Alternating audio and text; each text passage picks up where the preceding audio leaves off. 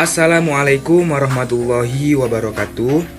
Perkenalkan, kami dari kelompok 1 akan mempresentasikan materi mengenai korespondensi dan penataan arsip. Sebelumnya, perkenalkan, nama saya Muhammad Rifal Fauziansyah sebagai moderator. Dan anggota kelompok kami, yang pertama ada Luki Bawazir, yang kedua Hanifah Nirmala Kristi, dan yang ketiga Siti Anissa. Untuk materi yang pertama akan disampaikan oleh Luki Bawazir mengenai pengertian dan tujuan korespondensi. Baik, Assalamualaikum warahmatullahi wabarakatuh. Selanjutnya saya akan menjelaskan tentang korespondensi.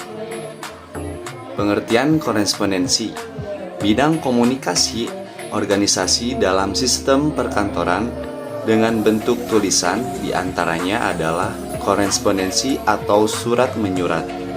Korespondensi atau surat menyurat adalah alat komunikasi yang memuat informasi yang ditujukan kepada orang lain di dalam atau di luar perusahaan atau kantor dan organisasi. Selanjutnya, tujuan korespondensi. Menurut Rusdiana dan Zakiyah, ada 3 tujuan menulis surat. Di antaranya, yang pertama yaitu memberitahukan atau menyampaikan informasi. Yang kedua, menerima atau mendapatkan informasi. Dan yang terakhir yaitu memperlancar arus informasi. Sekian dari saya. Materi selanjutnya akan disampaikan oleh Hanifah Nirmala Kristi mengenai aspek dalam menulis surat dan keunggulan surat menyurat. Selanjutnya, aspek dalam menulis surat.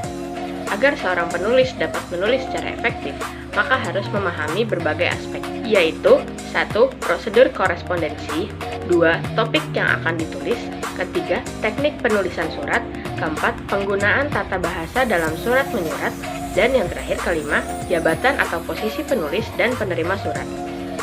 Lalu, D. Keunggulan surat menyurat. Keunggulan surat menyurat dibandingkan dengan media komunikasi lainnya adalah 1. Lebih hemat, 2. Menjamin rahasia dan ketepatan isi, ketiga, lebih formal, dan keempat, lebih leluasa. Selanjutnya saya akan serahkan kembali kepada moderator. Materi selanjutnya mengenai pengertian dan jenis-jenis arsip akan disampaikan oleh saya sendiri. Oke, di sini saya akan menjelaskan mengenai penataan arsip.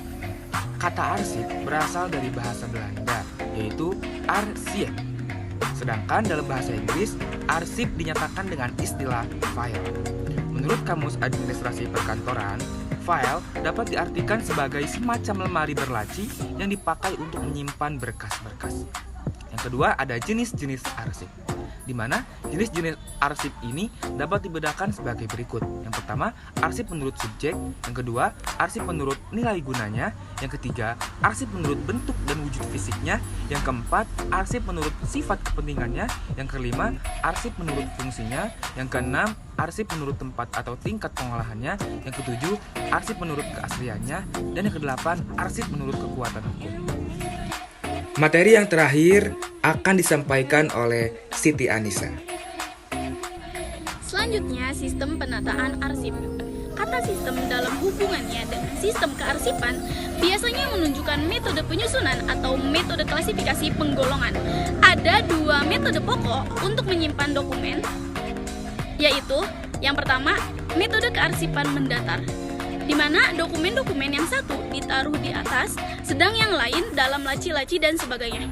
Yang kedua, metode kearsipan vertikal, di mana dokumen-dokumen yang satu ditaruh di belakang yang lain berdasarkan urutan klasifikasi yang diambil. Selanjutnya, jenis dokumen yang diarsipkan. Ada beberapa jenis dokumen yang diarsipkan. Yang pertama, JKK, jurnal kas keluar. Kedua, operasi. Yang ketiga, teknik. Yang keempat, komersial. Yang kelima, SDM dan umum.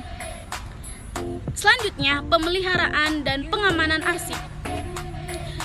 Yang pertama, menyimpan arsip di box. kedua membersihkan ruangan, ketiga melakukan fumigasi setiap 2 bulan, keempat menjaga kelembapan ruangan, kelima mengunci sarana penyimpanan arsip bila tidak digunakan, dan yang terakhir setiap dinas atau divisi wajib membuat berita acara penyerahan arsip yang dikelolanya. Selanjutnya, teknik penyusutan atau pemusnahan arsip. Teknik penyusutan atau pemusnahan arsip dilakukan dengan beberapa cara. Yang pertama, dicacah, yang kedua dibakar, dan yang ketiga didaur ulang. Sekian video dari kami. Terima kasih, semoga video ini bisa bermanfaat. Wassalamualaikum warahmatullahi wabarakatuh.